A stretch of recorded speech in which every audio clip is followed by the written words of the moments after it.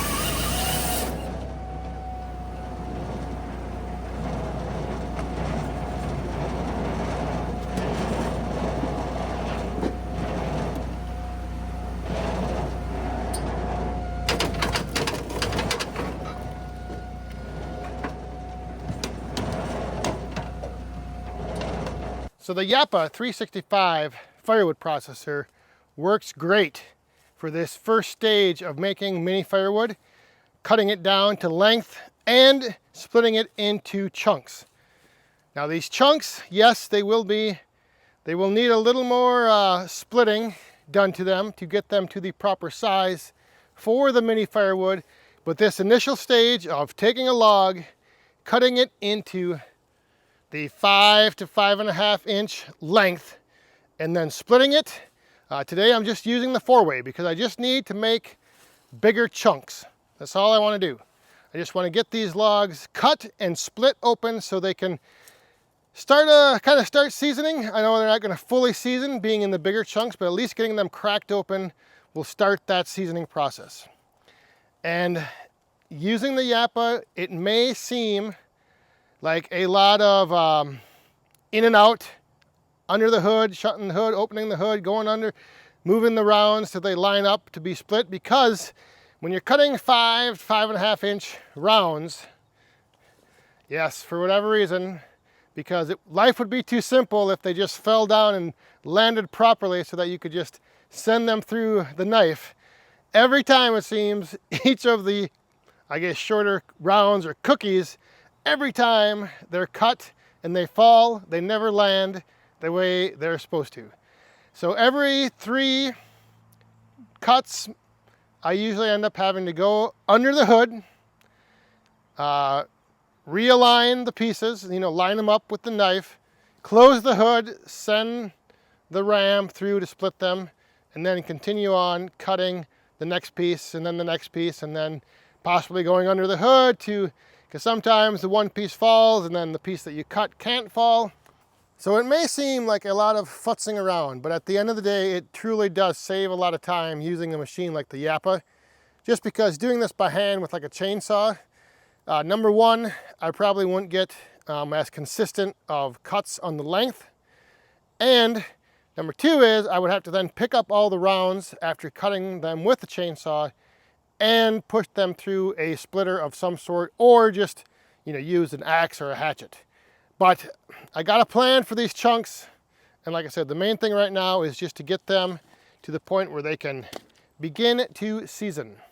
So I had 2 totes set up here with kind of like the openings facing each other. And my thought was that as these pieces would come off the conveyor, they would eventually just tumble down into this tote, which some of them did, but I did have to pick up quite a few that came off the conveyor and went that way. But it still worked out fine. I mean, I didn't have too much overflow down there in this tote. That tote is nice and full. And like I mentioned earlier, the main objective here is just to get these things split open. This may look like a big chunk, but that is all I want to do for now. These may not get split down into smaller pieces right now, but at least this will begin to let them season and kind of dry out.